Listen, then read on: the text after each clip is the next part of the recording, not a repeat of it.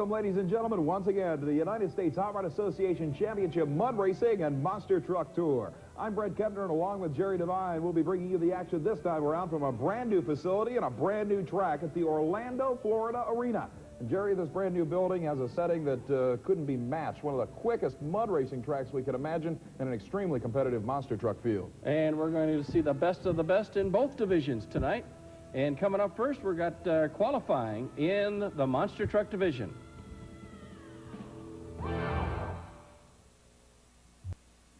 We're back with the U.S. Hot Rod Association in Orlando, Florida. Tonight's program being brought to you in part by Kicker, high-performance automotive speakers by Stillwater Designs. Well, we're going into qualifying now, Bret, with the monster trucks. And here's Jack Willman and Taurus. This is a big, big night for Jack Willman, a course that he himself likes very much, and a chance for him to move up from his current #2 position in the U.S. Hot Rod Association Monster Truck World Point Standings. Racing against the clock for position in this qualifying round, the lightweight Chevy from Illinois.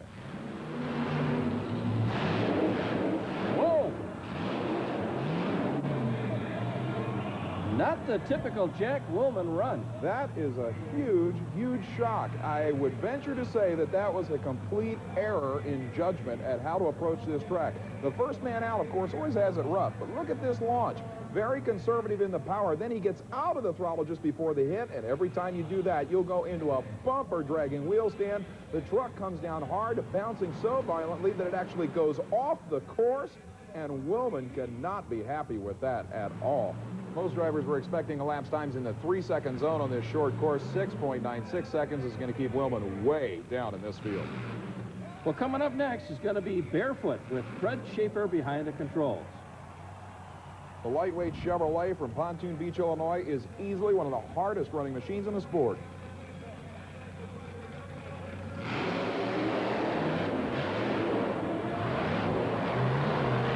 And Fred Schaefer really grabbing a lot of air. You know, the last couple of events, Jerry, we've been talking about aggressive drivers. Fred Schaefer is about as aggressive as you get. The launch on that particular run, literally picking the front wheels up. Look at this thing, spinning the tires because the front end is going airborne. He also backed out of the throttle just a little bit before impact, and that's what caused the car, or truck, I should say, to go so high in the air. The elapsed time, though, 4.71 seconds is much more realistic. Well, part of it is, though, Bret, because there's such a short span between the starting line and where the trucks have to back up against this wall. Now, here we see John Pyant with Bigfoot. Bigfoot currently is the point leader at this point of the point standings. And John Pyant getting his neck brace in place and getting ready to go. Now, watch, there's a very short distance between the starting line and actually where they hit those cars. True, it's not unlike other courses we've seen this year, and it's very difficult. You want to keep the truck as low to the ground as possible to be able to apply power, or you want to use all your power on the start to literally try to jump the whole course. All right, let's watch John Pyant now with Bigfoot. See how he does.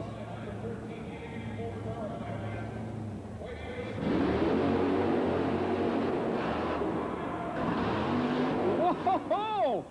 Much better until he hit the cars, and then he went sideways. That was the first serious aggressive attempt we've seen outside of Freddie Schaefer, and the landing was so rough that it caused Pyant literally to hook to the right. You see him giving everything he's got, full power, including up over the first car, but on this landing, the cars have not been crushed down yet. He bounces all over the place, but still, the elapsed time, 4.58 seconds. That will be good for the #1 spot, and I'll tell you, that gives an indication there's more left in that truck. All right, coming up next, this is the Southern Hustler, Kevin Dabney doing the driving. Recently moved to Florida, so he is the new home state hero now with one of the very few small block powered trucks. It's got a Chevy engine behind the driver. It's a lightweight entry, too. This thing can fly.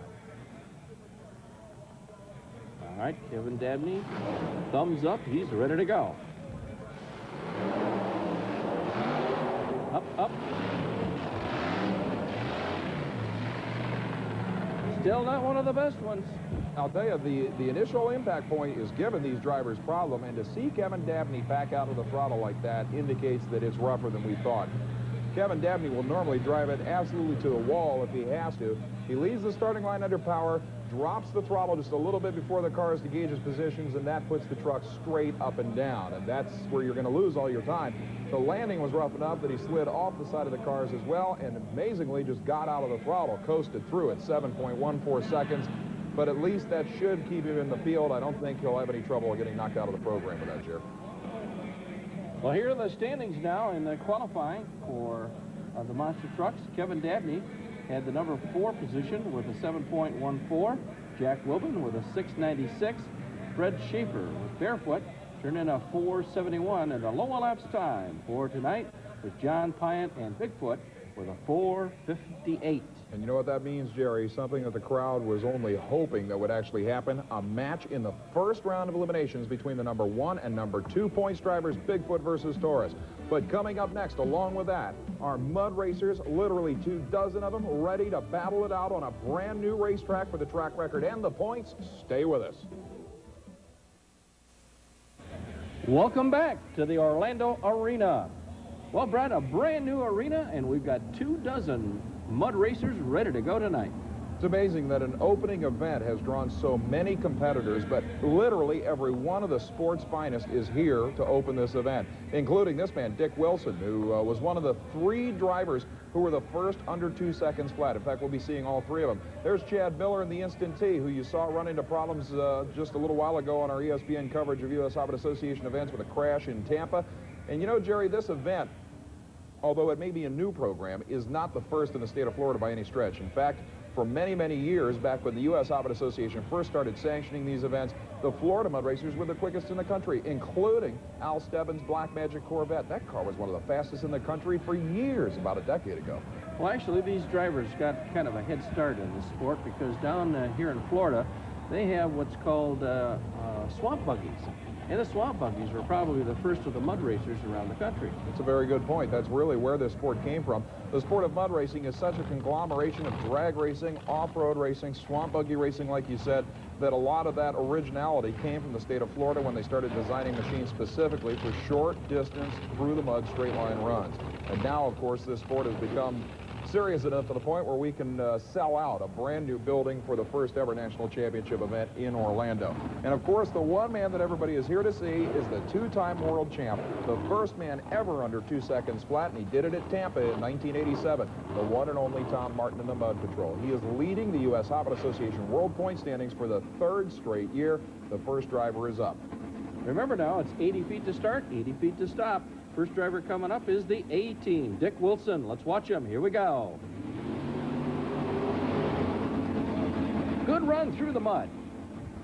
Actually, it looked like Wilson was a little conservative there. As the first man out, he'll usually be able to get better traction. You'll see him blasting through the standing water on top of the mud that is indicative of the first run. 2.21 seconds on the very first run down this track. And I was going to say that he actually shut the engine off just before the finish line. He was apparently worried about stopping.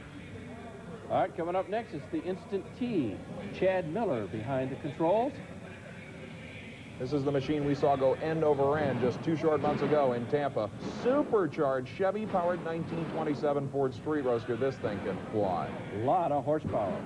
Well, our regular ESPN viewers will remember just 2 short months ago when Chad Miller put this machine upside down in front of 64,000 people at Tampa Stadium. And to come back to tonight's event has got to be one of the great thrashes we've seen, Jerry. Without a doubt. Let's watch him now as Chad Miller brings up the Instant T. Got to think this guy is anxious after that crash coming back. You've got to wonder what goes through these drivers' minds right at this point, right now, looking down that track after an accident like that.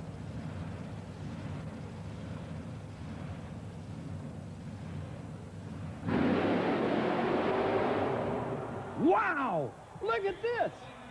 Unbelievable run for Miller. The machine actually started to make a move towards the outer boundary near the finish line, but he stayed in it right to the 80-foot mark. Look at the launch. Perfect launch. The machine just jumping over the mud the way it's supposed to be done. And look at the elapsed time. The second run down this track is the first under 2 seconds flat. 1.99 seconds. What a comeback, Jerry. Unbelievable. All right, coming up next is Stroken. This is Pat Robinson from Darby, Florida. short wheelbase Jeep CJ with a Chevrolet power plant, I should say, is pretty much the standard combination, at least in this part of the country. These short wheelbase vehicles with all that horsepower sometimes get pretty squirrely. A good straight run here, though. I'll tell you what, that was an amazing pass, as he actually got on the brakes a little bit earlier than he needed to, and that was a graphic example of just how deep this mud is at the finish line, 36 inches worth. He leaves the starting line beautifully. This was kind of a jaw-dropper for most of the competitors, I would have to think. 2.24 seconds, an excellent, excellent run for the stroking entry. I got to tell you, Jerry, I think that this track is going to be a lot quicker than anybody realized. You know, the soil down here is very sandy. No matter how wet you get it, it'll hook up. Well, that's right. Well, look what we got coming up next. Black Magic and Orlando. The hometown hero, one of the strongest racers ever with this incredible fuel-injected, nitrous oxide-injected Corvette. This thing for 10 years has been a killer. Remember now, it's 80 feet to start and 80 feet to stop. Whoa, and he hits the DQ line. And the crowd knows it, and that was an incredible run. He just goes out by a couple of inches. Look at this, just skimming the surface, even airborne at the finish line, hard on the brakes. Watch him bend the banner. He doesn't even knock it down. The 80-foot disqualification line is passed by inches. He's out. The elapsed time, Jerry, would have been a track record, 1.96 seconds. Oh, and the crowd loves it. What a tough break for the hometown hero, Stebbins. You can see him in the cockpit there. He knows what happened, and he's upset. Lots more racing from Orlando coming up, so stay with us. Monster truck racing along with lots more mud racing. Welcome back, ladies and gentlemen, to Orlando Arena in Orlando, Florida. And, Jerry, we've already seen some incredible numbers from the mud racing ranks. Fantastic, and we got lots of monster racing yet to go. But coming up next, it's going to be Clay Langley, and he's the driver of the Nitro Express. The winningest mud racer in USHRA Association history with his supercharged small block Chevrolet powered machine. And he is poised and ready to go. We're looking from the finish line. Here we go. Wow, that's got to be a great time. I'll tell you what, that was an exceptional run for Clay. Even though there was a little bit of tire spin, I almost wonder if it wasn't his choice of tread on this particular run. Yeah, there's a lot of spin off the starting line.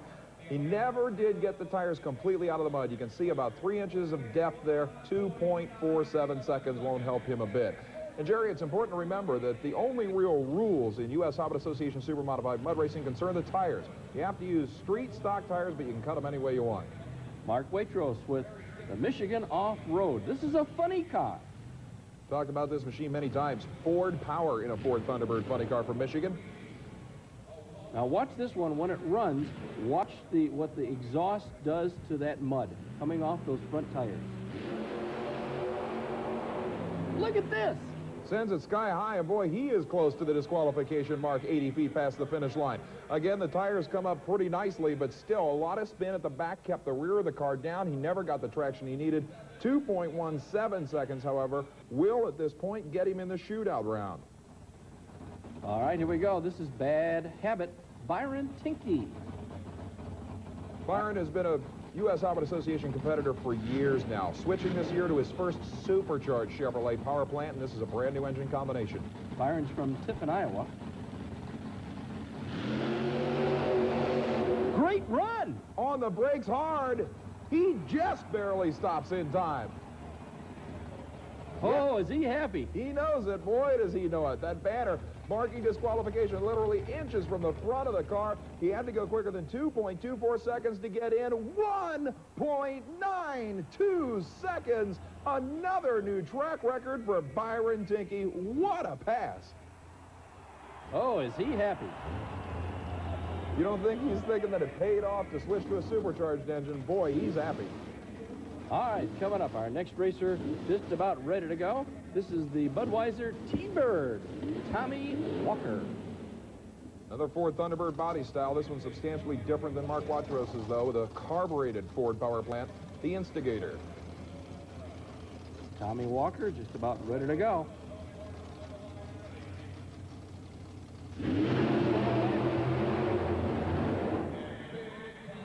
Oh, he goes right down to the bottom of this one. I'll tell you, So many times we bring up the fact that people don't realize that there's anywhere from 36 to 48 inches of mud at the finish line, and if you get out of the throttle, you're going to sink to the bottom like the Titanic. And that's exactly what the Instigator proved when it lost power right at the finish line. 205 will get him in the shootout. That means the bump spot drops to 217. Stumpy C, Jody Kelly up next.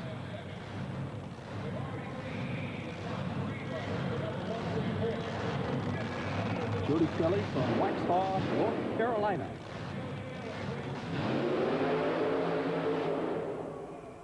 Whoa! He gets it stopped. I'll tell you what, these runs are getting quicker as we go. This track isn't deteriorating, it's getting better. Just skimming the mud surface again, that's the idea. 1.98 seconds, Jerry. We've got 3 machines under 2 seconds flat.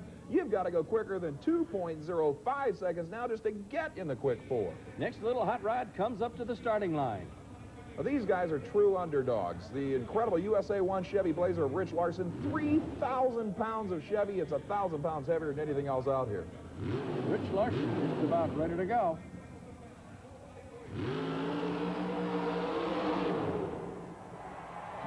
Oh, a good run. I cannot believe that truck ran this quick, but a lot of that has to do with the track. 3,300-pound Chevy Blazer with a carbureted Chevy motor, 2.22 seconds. A heck of a run for these guys.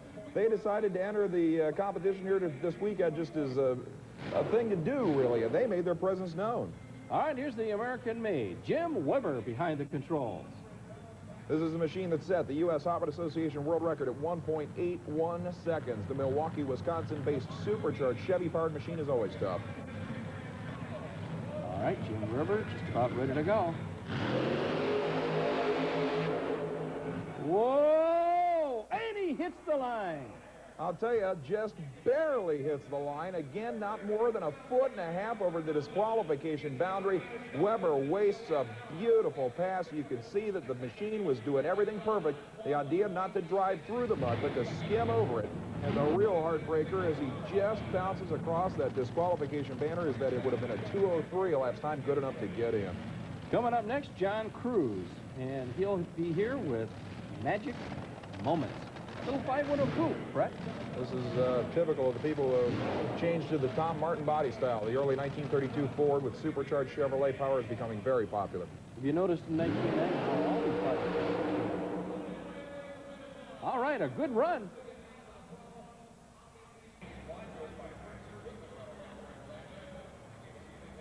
And Magic Moments turns in a time of 2.19 seconds. And he's going to need a little assistance to get out. One thing's for sure, this mud is tacky, and if you get stuck down near the finish line, you're going to need a tow. You're not going to get out of there under your own power. Oh, and talk about Tom Martin. Here he is right now. Tom Martin with the Mud Patrol. The two-time USHRA Association Super Modified World Champ with a nitrous oxide injected Chevy engine, no supercharger, has got to go quicker than 2.05 seconds to qualify.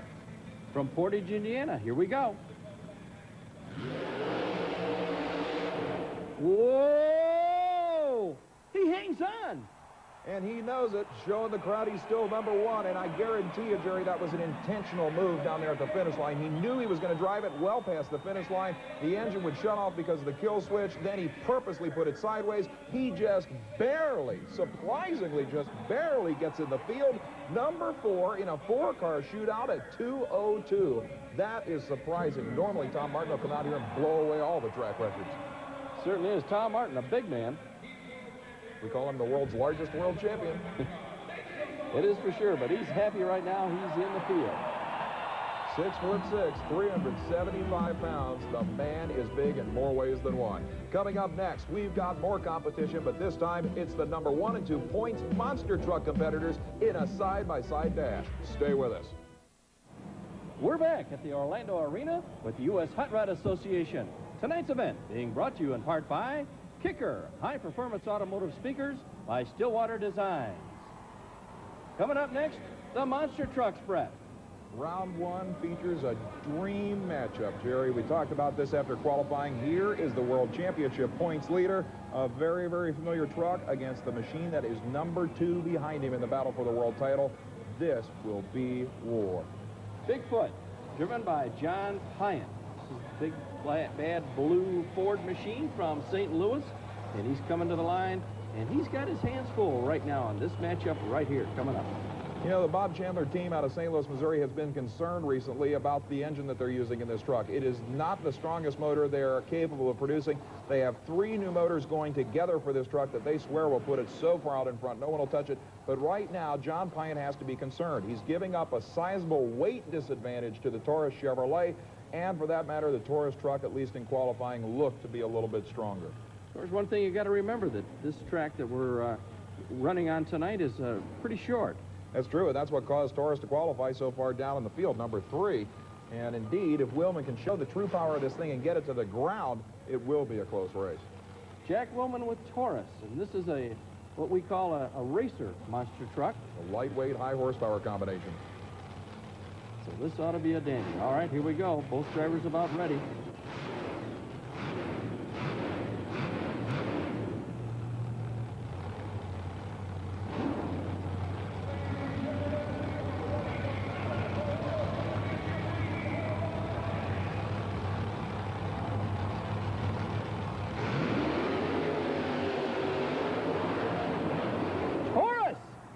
Takes the win.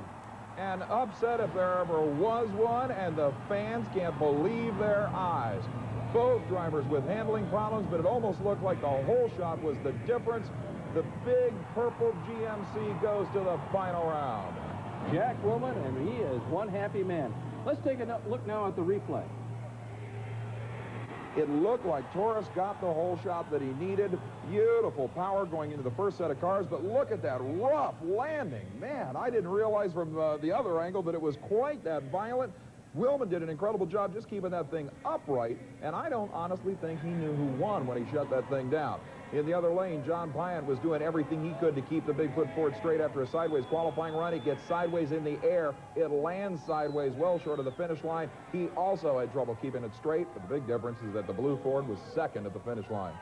No question about it, Bret. You know, inside these trucks, these drivers really take a beating. Well, they're wearing a ton of safety equipment, everything from girdles to protect the kidney area, to neck collars, to helmets, to fire suits, and you still get thrown around. All right, the winner of this next race now will face Taurus in the finals. This is barefoot. Well, once again, we're looking at a situation with an underdog here. Kevin Dabney trying to take advantage of a starting line launch, a hole shot per se, to try and keep out in front of a much more powerful truck. Freddie Schaefer's Barefoot Chevy is putting out an honest 1,800 horsepower. This little small block Chevy-powered rear-engine machine of Dabney puts out about 1,200, so he's got to do something to equalize that on the starting line. Well, Kevin Dabney's machine is powered by an engine that is right behind the driver, sitting where the bed would be of the pickup truck. It's an interesting combination, very unusual weight distribution on this truck, which causes it sometimes to be a real handful to drive. One thing's for sure, we talked about Fred Schaefer's aggressiveness in the Barefoot Chevy. Let's face it, if Fred has to, he'll drive right over his opponent to win. All right, both drivers coming to the line.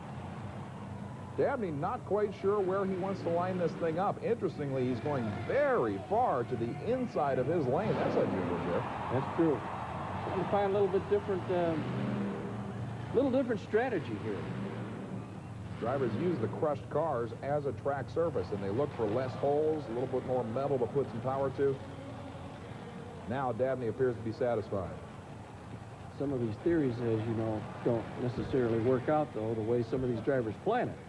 Dabney's got to try anything he can. He is the underdog here. Waiting patiently on the starting line, the crew's going to line him up one more time. I don't believe he's changed his mind again. Now he's going back over to the center of the lane. You know, Jerry, this could be the monster truck racing version of a drag racing burn down. He may just be doing this to play psychological games with Fred Schaefer.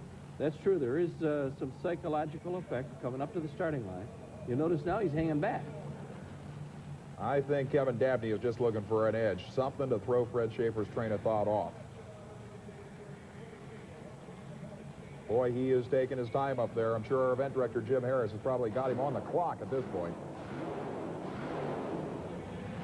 All right, looks like we're ready to go.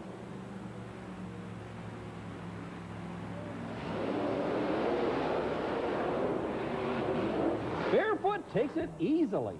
After all that, it looked like Dabney may have gotten the hole shot. but the crowd is more than happy with the fact that it will be Barefoot versus Taurus in the final round. Watch Fred Schaefer's style here. Full throttle again, up the ramp. Wouldn't surprise me if Fred stayed in the throttle in the air. Comes down hard. He's taking a rough ride in the cockpit, but he gets the win, while Kevin Dabney could do nothing but watch. Again, strictly a matter of horsepower. Dabney left the starting line very well, but again, not near the power even to the first set of cars. A tremendous amount of air. That obviously hurt any chances he had of chasing down the powerful Chevy.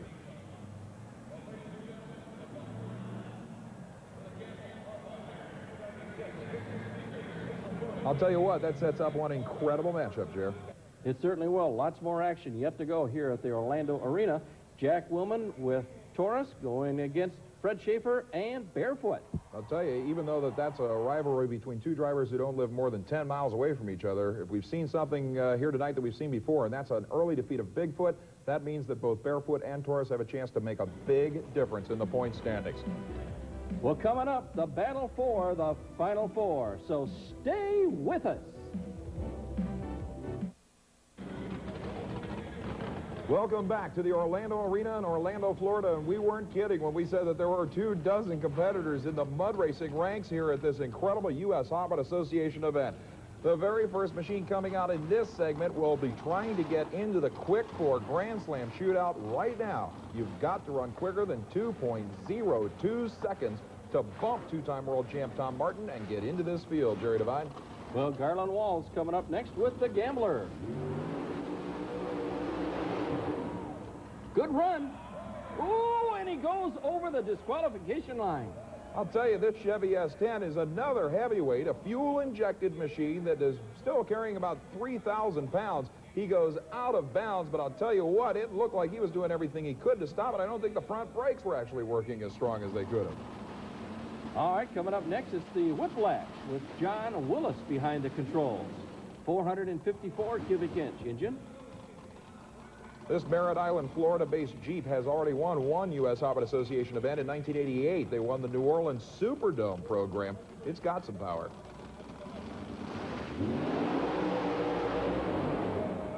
Whoa, and he gets it stopped. A lot of tire spin off the starting line here. You can tell by the height of the rooster tails. Look at the distortion on these tires as we're talking about tire speeds of 170 miles an hour. 2.23 seconds, though, is 0.2 of a second slower than what he needed. The ruts of the track are getting a little bit severe now, Bret.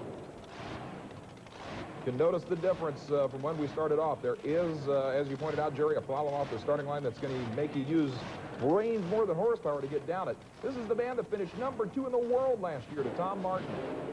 Jeff Sturkin, Ground Zero, the name of the machine. Good run. He's on the brakes hard and stops it within 3 or 4 feet of the disqualification line. And again, a good launch. Now you see where the ruts are starting to affect the drivers. Sturkin actually had the wheels turned to the left and it was still going straight. 2.08 seconds. He misses bumping Tom Martin out of the field by 0.06 of a second. Next racer up. Here we go. This is More Sure Madness. Kenny Heckle doing the driving.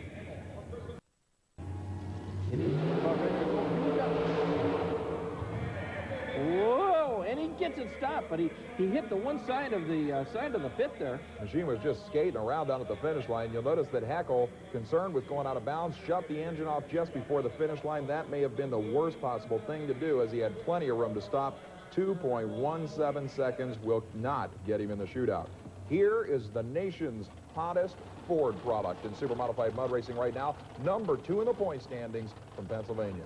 Preston Ward with the Mystic Warrior. This machine flies. There's no question. It's one of the best working suspensions in the sport. Nitrous oxide injected Ford power and a beautiful car. Oh, and it sounded like something might have happened at half track. I'll tell you, it was under throttle when whatever happened. As you heard the RPMs go to the moon there for a second. Preston Ward is a 15-year veteran of this business. He knows when to get out of the throttle. It was on a great run at that point. It sounded like a transmission problem. And folks, that machine didn't have power from half track on, and it still ran 235. That could have been awesome. Oh, look at this hot rod. Little 57 Thunderbird. It's called the Dirty Bird, Gary Osteen. Osteen runs not one but two different mud racing vehicles here in Florida. His newest, and it is a crowd favorite.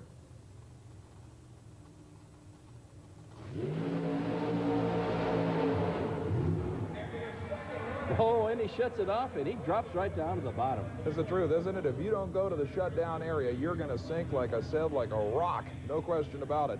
You watch this front end take a nosedive as soon as he gets off the gas, right at the finish line at 2.39 seconds. There it goes, down under. It won't be good enough to qualify for the Grand Slam. Well, coming up next is Tony Fiero with Let's Boogie.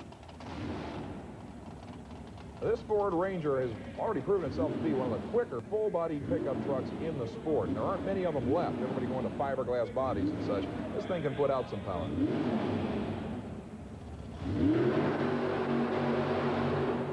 Good run. Whoa, and he hits that line. You know, it's incredible. When we started this 80-foot to stop, 80-foot to start business a couple of years ago, we thought, well, maybe it's not enough room to shut down at these kind of speeds. I'll tell you what, it's about perfect because you're either going to stop within a couple of inches or you're going to go out within a couple of inches. That's the way everybody who's been disqualified tonight has. You can see Fiero knew it. At 2.39 seconds, he didn't have to worry, though. Well, here's the intruder, Tom Marsh, doing the driving. You know, Bret, that 80 feet to start and 80 feet to stop has certainly made mud racing so much more competitive. Oh, no question. It's like two different events. Who can get to the finish line the quickest and who can stop it from 65 miles per hour. Unbelievable. Whoa! Little mud on the camera on that one. And he goes out. And he knows it. Look at Tom Marsh. All the way from the state of Ohio, only to get his one shot at this mud pit, and he goes right through the boundary by a couple of inches, just like everybody else. And yeah, we did spray a cameraman. Tom Marsh says, oh, well, maybe next time. All right, stroll for gold. Gary Osteen. Now, the whole time we were watching Tom Marsh, Gary Osteen had to get a three-wheeler ride back up to the starting line. He just ran the Dirty Bird, and he jumped right in the cockpit of his other machine, a nitrous oxide-injected Chevy Jeep funny car. And this is his second effort. Of course, if you got more than one entry in the field, you have a chance to win more money. That's right. U.S. Highway Association rules allow you to run a maximum of 2 vehicles.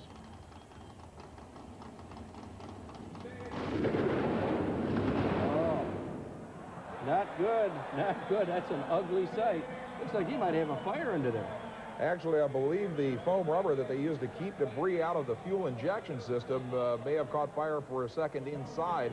The pops and bangs you heard were definitely a valve train problem. It sounded like an intake valve hanging open. Watch when he leaves the starting line and you'll see the problem, I'm sure. Tell you, those pops and bangs in this building, even with 24,000 people, sounded like shotgun blasts going off. There you see the problem. And amazingly, Osteen stayed in it till you see the mushroom cloud there at half track that is made basically of dollar signs in the sport of mud racing. He's got an expensive repair job right there. That can be expensive.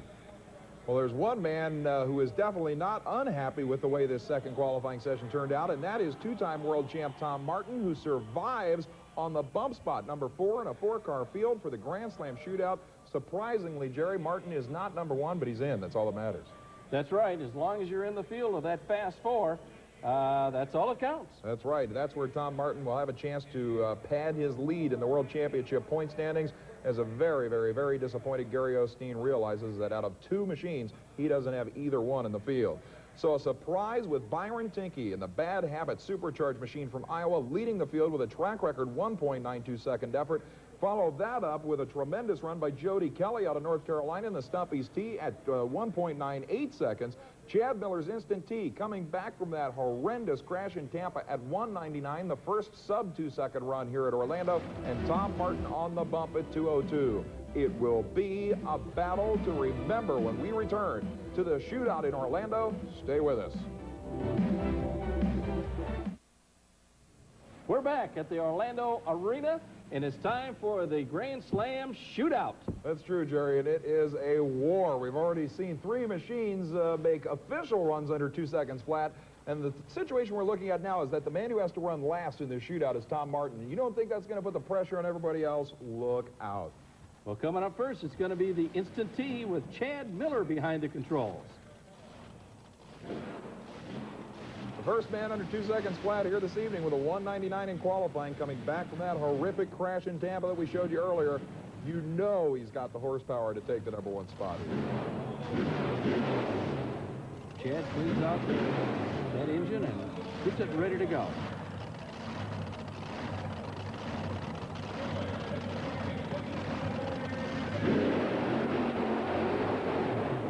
Great run, and he gets it stopped, and he knows it. Chad is happy, but I'll tell you, you could see tire spin there. Yeah, the machine never even really moved when he nailed the throttle. It simply spun the tires, and I'm afraid that that's going to cost him in elapsed time. You bet. 2.52 seconds. Had the clock started as soon as that thing actually moved from sitting on the line, it would have been an incredible run, but tire spin, actually probably too much power, cost him.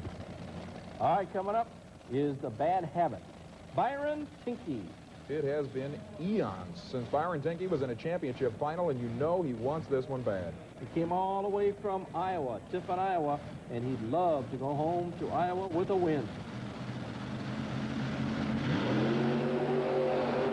Same thing, Byron Tinky with a lot of wheel spin coming off that line. But I want you to notice something. It did spin the tires, but the car did start moving fairly well. The most important thing is that he shut the engine off before the finish line because he was worried about going too far. Look at this thing airborne in the mid-range. It had a ton of power.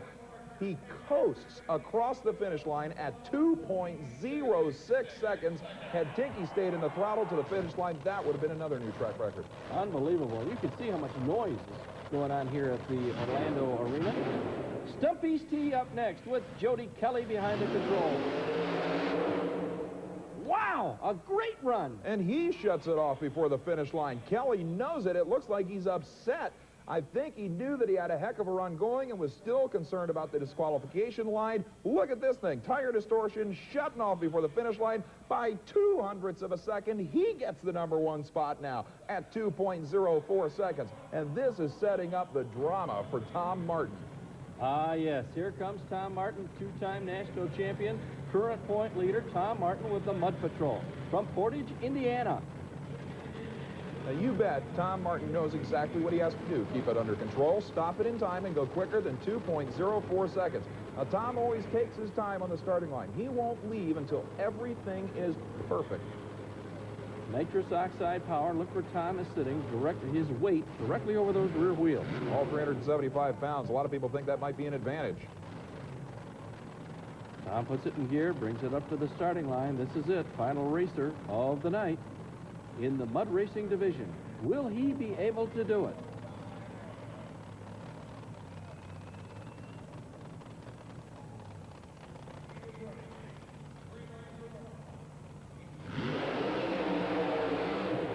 Wow! He brings the front end right up off the ground. He stops it in time.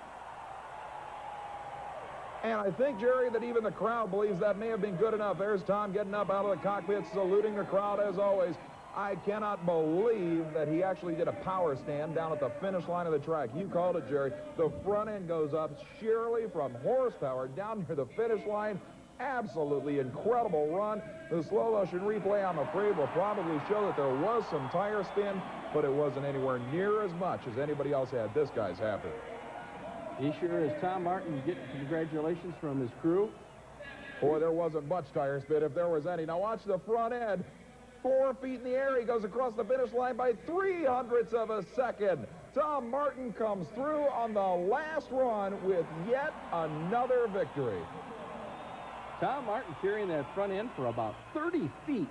Absolutely incredible job, and that's why Tom Martin is two-time world champ. This win will do nothing but pad the lead he has for a record-breaking third consecutive world title. Man, is nearly impossible to stop. But coming up next, an all-star monster truck finale that should be just as wild. Don't go anywhere.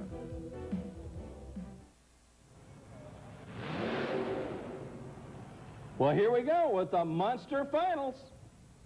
Fred Schaefer and the incredible Barefoot Chevrolet takes on a team that lives literally 10 miles from his house around the Granite City, Illinois area, Jack Wilman and Taurus. It's amazing that these two teams travel from coast to coast across the United States and Canada. And like I said, they live 10 miles away, and they do battle everywhere but at home. Well, Fred Schaefer with Barefoot comes to the line first. He's about ready to go. You know, earlier in the Taurus versus Bigfoot matchup, we talked about the difference between the Taurus lightweight, high horsepower machine and Bigfoot being a little heavier with an engine combination that doesn't put out quite as much power. There is no difference between these two, Jerry. You know that as well as I. Both lightweight, high horsepower, extremely ill-handling trucks. And talented drivers. Both drivers very, very well attuned to their own machines. They know what to do if the machine acts a little strangely on the cars, coming off the cars. Jack Willman with Taurus just about ready to go. Fred Schaefer making his final approach now. Maybe seeing a little more mind game playing on the starting line here as Jack Willman looked like he was going up to stage, then nailed the throttle for a little quick burnout up to the cars. Fred Schaefer once again gets stuck sitting back at the starting line. So far, it hasn't seemed to have affected Fred Schaefer, any of the games that have been played against him. I should point out that the Taurus team, with the crowd definitely behind it, as you can hear, probably has more to gain here in this final than Schaefer, if only because they were so close behind the Bigfoot team, number 2 in points coming into this event. If they could win this, it could make a big difference in points. These engines and these machines are very similar to that used in drag racing, and of course, a lot of times the drivers will put them in neutral and clean those engines out. They want to make sure that they're absolutely ready to respond when they get the green light. Starting line personnel making sure that everything is lined up perfectly, because a lot is at stake with this race. Not only the prize money available tonight, but also the points.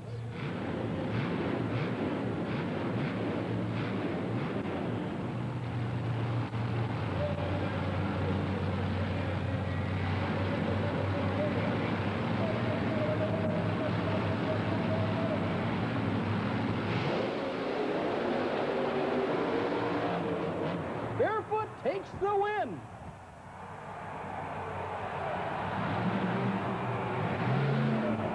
You could not have asked for a prettier final round dash. Side by side off the line, side by side in the air. Fred Schaefer asks who won, and they tell him. The crowd's going wild. Obviously, it was close enough that Fred Schaefer had no idea who won. Look at this hit on the cars. Sheer power sailing this thing a full truck length over the finish line. That was the most brute power propelled run we've seen all night long. And another rough landing. He stops it right in front of the fans who are already going nuts. In the other lane, Jack Willman left the starting line dead even with the Barefoot Chevy. He also got it way up in the air. He lands right on the finish line as well, a rough bounce, but it was a matter of 4 feet at the finish line, making the difference between a winner and a loser. Fred Schaefer pulls it off in a big, big win. Well, our crews are down on the floor right now seeing if we can get a word with both of these drivers. I'll tell you what, Fred Schaefer has got to be elated. It has been a long, dry spell for the Barefoot team this year. We'll get a chance to talk to the winner here at Orlando when we return in just a moment. Welcome back, ladies and gentlemen. We've got the winner of this monster truck war here in Orlando, Fred Schaefer, the driver of Barefoot. Fred, you didn't even know who won that final round, did you? That's right. I was concentrating on the track conditions there and wasn't looking at all in the other lane and didn't really have time like that in a short course to look in the other lane. And I didn't know who won until they actually called me the winner. Well, Fred, take a look at the monitor there and explain that. Okay, I'm lining up here and I'm trying to hit the best spot I can pick here in the cars, and truck's flying a little bit crooked, and let's say I'm looking forward and trying to keep control of the truck and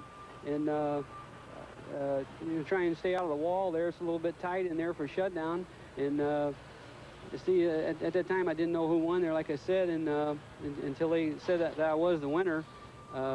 It was a real close race. Well, we know you've got a busy schedule. Where are you headed for next? Milwaukee, Wisconsin.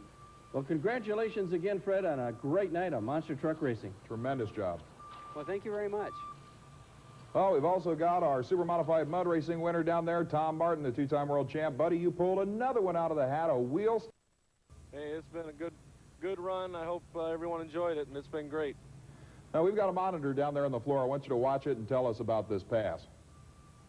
Hey, that'd be great. Let's do it.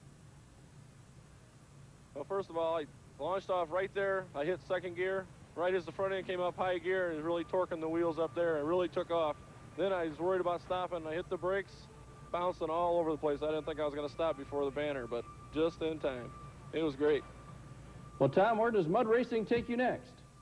Well, we're going about 1,300 miles north to Worcester, Massachusetts, and it's going to be mighty cold, I'm sure, up there. I presume you mean for the opposition. Tremendous job tonight on another great win, Tom. Unbelievable. Well, Brett, before we leave, let's take another look at the point standings. First for the monster trucks. Well, as we pointed out, things changed dramatically, but had Taurus won this event, they would have overtaken Bigfoot for the World Championship points lead. As it turns out, Bigfoot is still leading by the slimmest of margin, but look at the number 3 spot. Barefoot and Freddie Schaefer moves up to now seriously threaten the other two machines that are leading the top 3. Chuck Hawkins' Excalibur, based on his performances recently, is hanging into the 4th spot, and Rob Morris in the 4-wheel Crazy Ford has moved back up to 5th. Rob Fuchs has dropped all the way from 3rd to 6th with the First Blood Ford. Jim Reese has dropped an equal number in the Ecology Eliminator. Number 8 is High Voltage with 772 points, and number 9 is Hot Stuff, Todd Blazer. Then, rounding out the number 10 spot, the AM/PM Rocket. Dale Boucher in the Rocket and Todd Blazer in the Hot Stuff machine making a lot of changes. The Rocket drops. Hot Stuff gets into the top 10 for the first time in the 1990 season. As far as super modified mud racing standings, we don't need to tell you anything, really. Tom Martin is just dominating the super modified ranks. Mystic Warrior, the Ford machine of the Ward family that you saw from Florida breaking a transmission here tonight, is still number 2, but Ron Smith has moved up 3 spots to 3rd with the Gold Fever entry. Jim Weber has moved up substantially with the American-made Chevy.